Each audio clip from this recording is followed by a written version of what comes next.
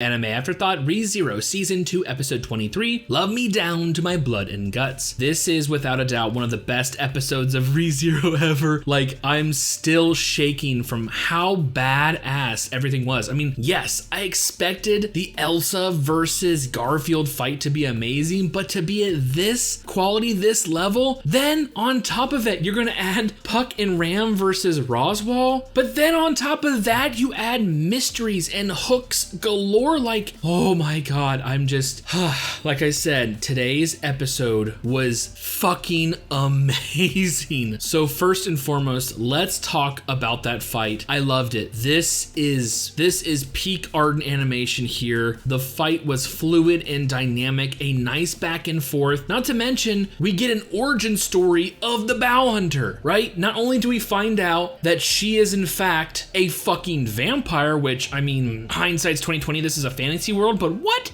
Vampires in ReZero? Not to mention Garfield's proclivity for these old fables and lore really coming in clutch when he actually is like, oh, I know what you are. You're a fucking vampire, just like that one witch. She's dead, so I can definitely kill your ass. But I gotta say, stopping the fight where it was for her to monologue about how she became who she was, they picked the perfect time to do that. I mean, the mansion is literally burning down. So why not talk about your origin story? How you were, born in this cold and unnurturing land, that you had to fend for yourself by doing whatever means, and one day being caught and just about being raped, and all of a sudden, boom, you shove a piece of glass shard in his stomach. And it's not that you, in fact, like blood and guts, it's that was solidified in your mind. You're thinking. At the time, being cold and hungry and the warmth you felt in the blood and guts, I mean, that was your salvation. I mean, given her proclivity for slicing stomachs, she was gonna have some kind of tragic fucking backstory. But my god, did they do that fight justice. It was just fucking phenomenal. Now, I'm not 100% sure. I don't think Elsa and Meili are siblings, like blood siblings, but maybe sisters in arms. I don't know, I'm not 100% sure, but the way she acted, the way that she called Meili sister, so maybe there is a familial bond there, like, I don't know. But yeah, you can definitely tell that they're close, because the only opening that Garfield was able to get was when Elsa thought Meili was in trouble. He was able to go in there, bite her fucking neck, which she in turn bit back. Like, that was, oh my god. But then to see him pick up the corpse, the body of Rock Pig, that he had literally twisted its head off earlier, like, oh my fucking god. That, like I said, that was such a monumental fight, and we're only basically halfway done with the episode. All right, let's talk about the second fight. Roswell versus Ram has also made its way to its climax, and I gotta say, I wasn't expecting this fight to be as flashy as it was either. Like, my god, did they do an amazing job today. But I gotta say, it goes to show you how much of a badass Roswell truly is. He's taking on Ram as well as Puck, right? Even though both are kind of, I would say, hindered, handicapped, but each individual is fighting for their own beliefs, their own values. I mean, Puck is out for fucking revenge. He is absolutely furious about how Roswell's been treating Amelia, while Roswell himself is trying to stay true to his own convictions, his one singular desire that just so happens to be in direct opposition of Ram. Ram is there for one thing and one thing only, and I'm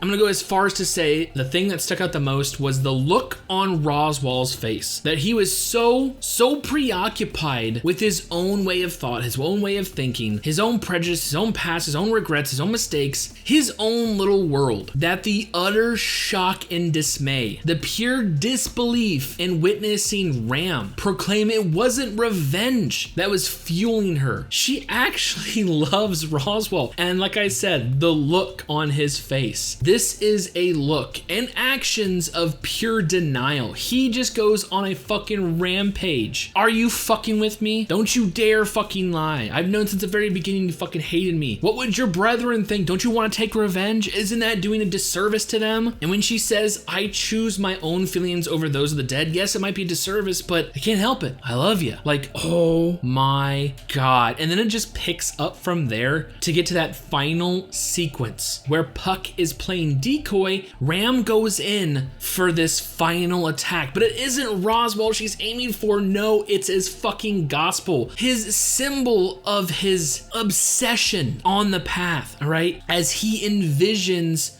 thoughts of Echidna. Ram burning the gospel is symbolizing trying to set him free. And in the end, she just gets fucking toasted by a giant fucking fireball. Oh my God, it is so fucking glorious. Do you really think it's gonna stop this fucking madman from his one desire? Which I'm pretty sure we're in agreement, it is seeing Echidna once more. Speaking of Echidna, now I may have altered the stuff a little bit, seeing how Amelia's third and final trial was kind of slapdashed in the middle, but this is where we get foreshadowing, mysteries, hooks galore. I mean, I absolutely loved how they represented the future, this onslaught of ever-changing, glistening paths, right? Like each one was its own little star, and Amelia tried to, waver through it. Lest we forget, Subaru actually lives through most of this shit, right? But there is a lot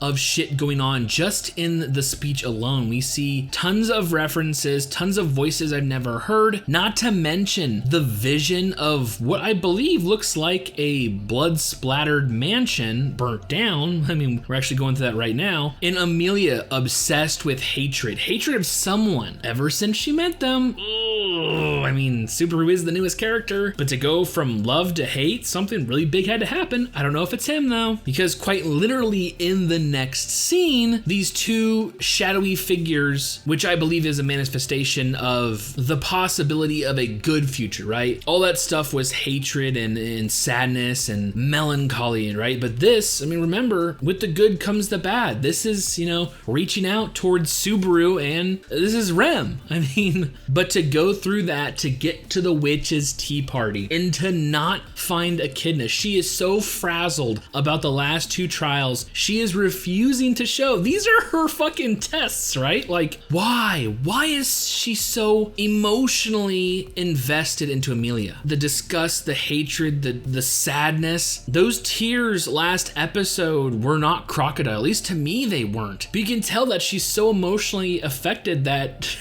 she has to send another witch in her stead, and it just happens to be one of my favorite, which is Minerva, where once again we get some even more information. The fact that Minerva admits to knowing Amelia's mother, and unfortunately she can't tell Amelia anything more. Once again, you have to figure in all these contracts and pacts. Like, it'd be so much fucking easier just to tell these characters what's up at this point in time. But yeah, I just seeing this lovey-dovey embrace where Minerva just holds Amelia, is surprised and elated by the fact that she wants to come back and have a tea party with Echidna and the other witches. Like, there's a lot to unpack in that scene. But what surprises me even more, and actually is a callback to a previous scene, is when stepping through that final door and passing the third trial, it unlocks a door in the graveyard, the epicenter of this barrier, where it looks like this is the foundation of the spell itself, right? Which should be Echidna's grave. Yet as we see once again, unlike the witch we've seen in the graveyard, this illusion of a witch, they're not showing her face. And even Amelia remarks that,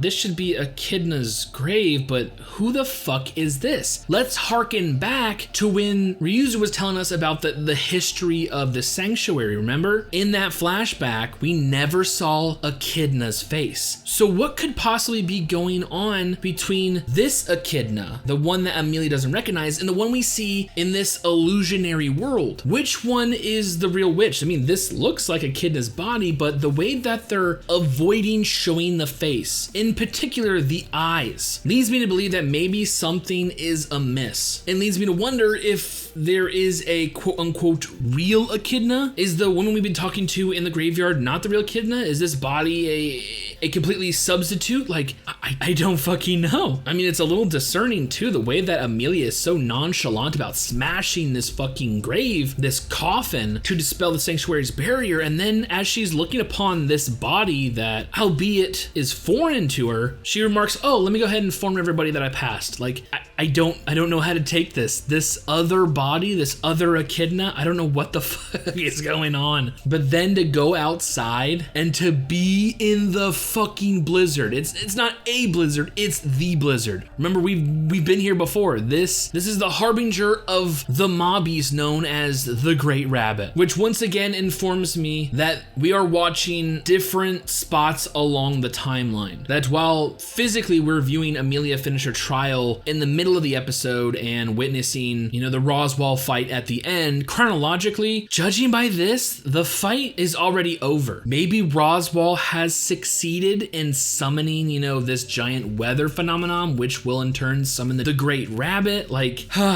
Like I said, visually as well as audio, narratively, this is one of my most favorite episodes ever. And it just so happens to be on the day that, yes, in fact, I got my season 1 Blu-ray set. I bought it specifically so my brother can start watching this series. He refuses to watch it. And I go, no, this is one of the best series I have ever fucking seen. Not to mention, Right Stuff Anime was running a sale, so I decided to pick up a couple things. It's good to spend money on yourself every once in a while. Treat yourself to a gift every now and then. Anyways, like I said, this is fucking amazing. There's so much to dismantle and break down in this episode. I'm gonna have to watch it again. I really want to focus on what is being thrown out in Amelia's trial. There is a lot of actual dialogue going on. So much so that you have to the subtitles are overlayered on each other, both top and bottom. I see a couple references of Subaru in there, and I do hear some familiar voices. I don't know.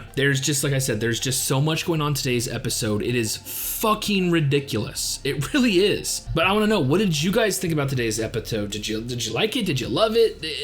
How was it compared to the light novel, the web novel, the manga? Just let me know in the comments below. Anyways, with all that being said and more ReZero next week, I honestly cannot wait for future episodes.